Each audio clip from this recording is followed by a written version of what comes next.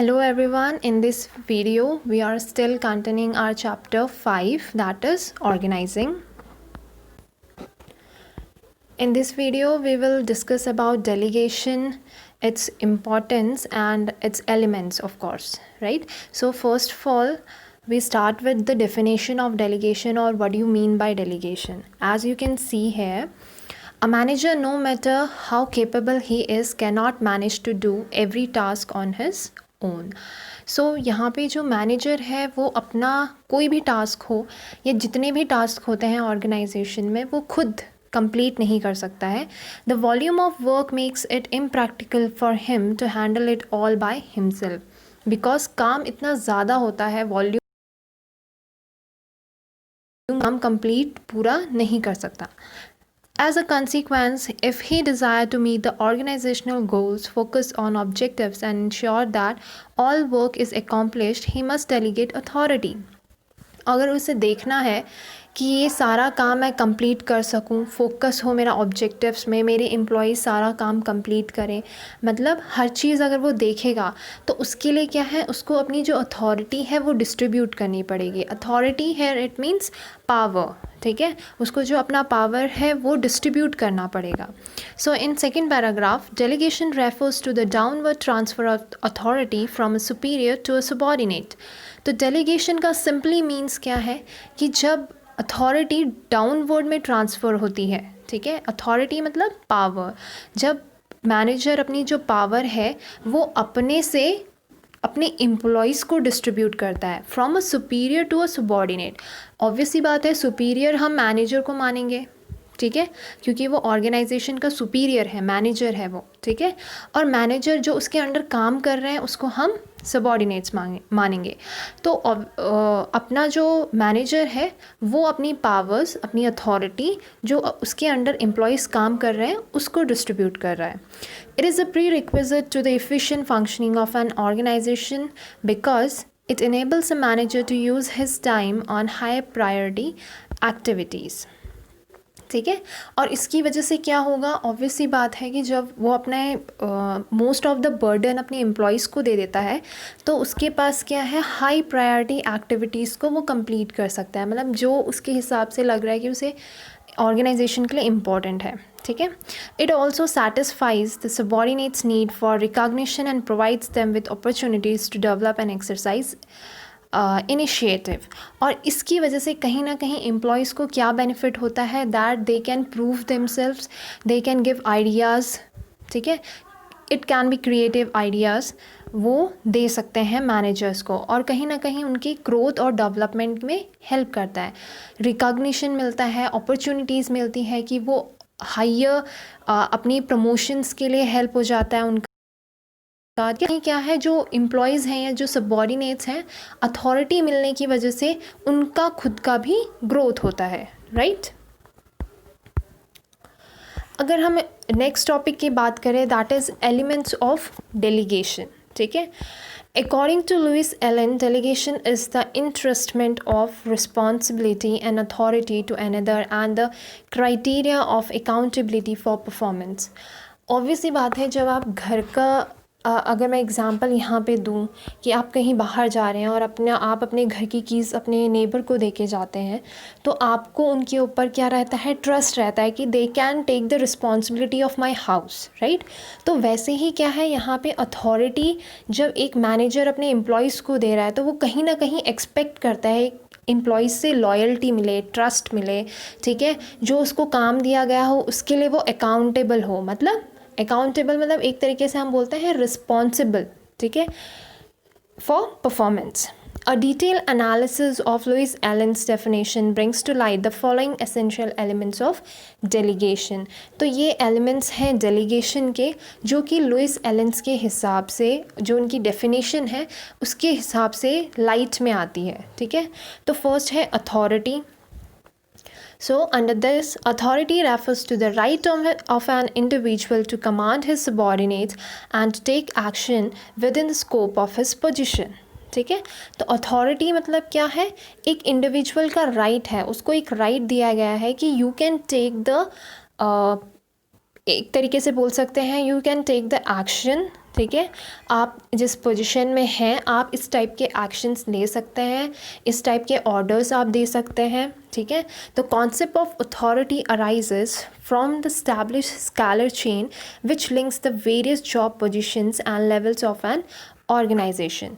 तो अथॉरिटी किसकी वजह से आती है, अथॉरिटी किसकी वजह से बनती है, दैट इज स्केलर चेन, जो कि आपने चैप्टर्स में आई थिंक सेकेंड चैप्टर में आपने पढ़ रखा है स्केलर चेन के बारे में। ठीक है, जहाँ पे आपको कहीं ना कहीं लिंक होना पड़ता है डिफरेंट जॉब्स में। Authority also refers to the right to take decisions inherent in a managerial position to tell people what to do and expect them to do it। ठीक है, अथॉरिटी मतलब क्या होता है, right to take actions, decisions लेना।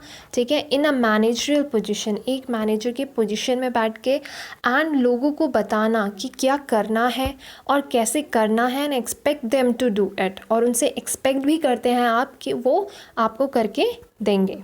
ठीक है, that is about the authority all over. आप इसको एक तरीके से रीड कर लेना, ठीक है, ताकि आपको और अच्छे से इसको समझ में आ सके। अगर हम सेकेंड एलिमेंट की बात करते हैं, that is responsibility. Responsibility is the obligation of a subordinate to properly perform the assigned duty. ठीक है, रिस्पॉन्सिबिलिटी मतलब कि किसी ने मुझे रिस्पॉन्सिबिलिटी दी है तो मैं उसे प्रॉपरली परफॉर्म करूँगी। ठीक है, it arises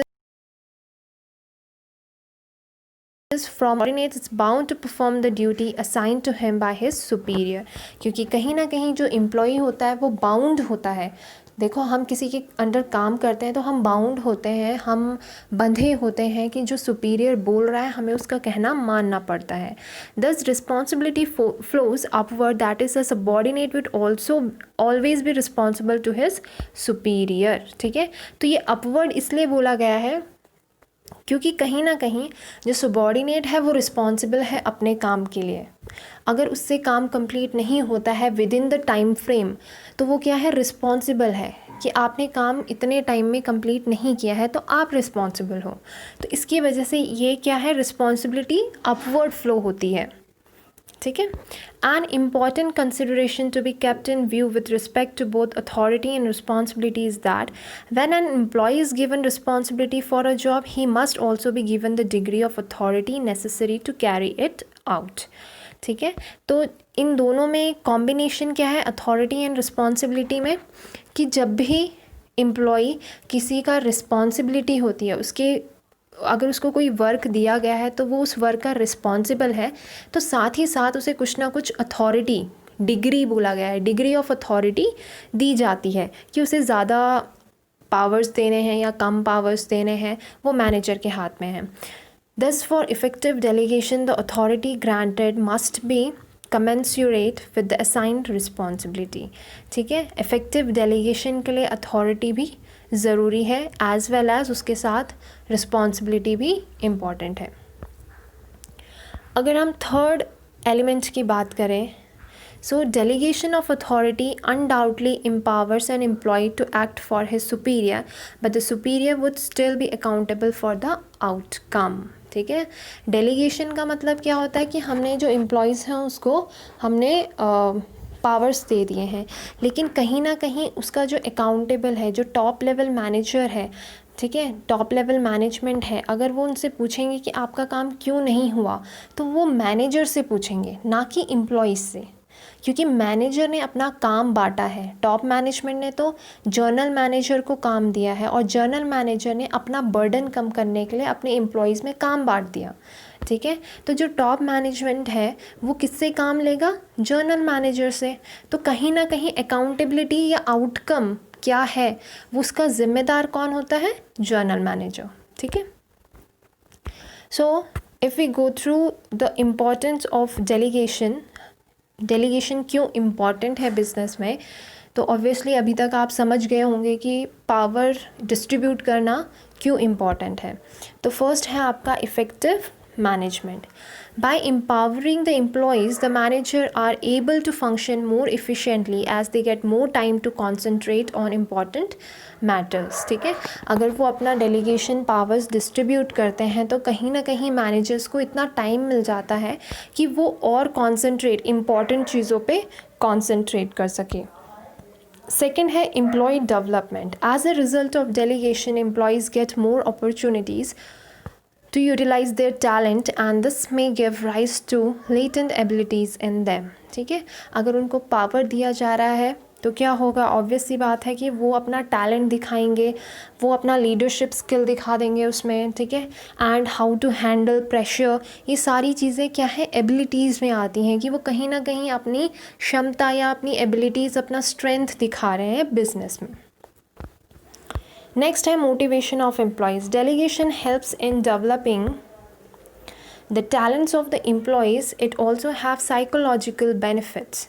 When a superior entrusts a subordinate with a task, it is not merely the sharing of work but involves trust on the superior's part and commitment on the part of the subordinate. ठीक है, तो कहीं ना कहीं आप किसी पे trust करके काम देते हो तो वो उस एम्प्लॉय का मोटिवेशन इंक्रीज़ करता है. ठीक है, तो मोटिवेशन इंक्रीज़ करेगा तो एम्प्लॉय समझेगा कि हाँ yes my manager is trusting me, तो I have to give my 100% on my work. ठीक है.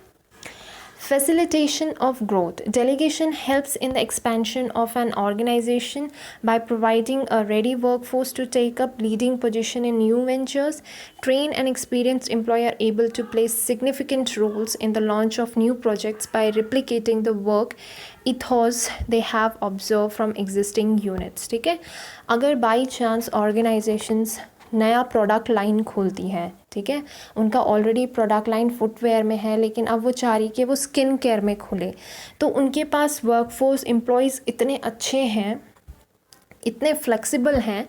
ठीक है, और क्योंकि हम उनको पावर्स डेलीगेट कर रहे हैं, डिस्ट्रीब्यूट कर रहे हैं और वो रेडी हैं पावर लेने के लिए, तो क्या है, हम नया अगर स्किन केयर प्रोडक्ट लाइन हम लॉन्च कर भी रहे हैं तो क्या है आराम से एडजस्टेबल हो सकता है और हमारी जो ऑर्गेनाइजेशन है वो आराम से ग्रोथ या डेवलप कर सकती है. फिफ्थ है आपका basis of management hierarchy. Delegation of authority establishes superior subordinate relationships which are the basis of hierarchy of management. It is the degree and flow of authority which determines who has to report to whom. The extent of delegated authority also decides the power that each position enjoys in the organization. ठीक है, तो कहीं ना कहीं hierarchy manage करता है. जब हम अपनी पावर्स किसी को देते हैं तो एवरीवन नोज़ कि इस पर्सन से हम कितना काम निकलवा सकते हैं या इस पर्सन से हमको रिपोर्ट करना है. ठीक है, हमें किसे रिपोर्ट करनी है, ये सारी चीज़ें डिटरमाइंड होती हैं. नेक्स्ट है आपका better coordination. The elements of delegation namely authority, responsibility and accountability helps to define the powers, duties and answerability related to the various positions in an organization. हमें पता है कि हमने इस पर्सन को ये काम दिए थे, इसके अंदर ये अथॉरिटी है, ये इसकी रिस्पॉन्सिबिलिटी है, ये अकाउंटेबिलिटी है. तो क्या होगा, हर एक पोजीशंस, जितने भी ऑर्गेनाइजेशन में डिफरेंट पोजीशंस होते हैं, उनका क्या क्या काम है. ठीक है, वो किससे ऑर्डर ले रहे हैं, वो किसको ऑर्डर दे रहे हैं, उनके हाथ में कितने पावर है, ये सारी चीज़ें ऑर्गेनाइजेशन में होती हैं. This helps to avoid overlapping of duties and duplication of effort as it gives a clear picture of the work being done. ठीक है, और हर एक एम्प्लॉय को पता होता है कि अगर मुझे ये पर्टिकुलर प्रॉब्लम है या मुझे ये पर्टिकुलर चीज़ समझ में नहीं आ रही है तो मुझे किसके पास जाना है. ठीक है, अगर मैंने ये काम कंप्लीट कर लिया है तो मुझे किसको रिपोर्ट देनी है, मेरा बॉस कौन है. तो इसकी वजह से क्या है, हर चीज़ पूरी पिक्चर क्या है, क्लियर है. इसकी वजह से कोऑर्डिनेशन बहुत अच्छा होता है ऑर्गेनाइजेशन में, एम्प्लॉयज़ के बीच में, मतलब सबॉर्डिनेट एंड सुपीरियर्स के बीच में, as well as different departments में. ठीक है, अदरवाइज़ आपको अगर कुछ समझ में ना आया हो आप मुझसे पूछ सकते हैं. Otherwise thank you everyone.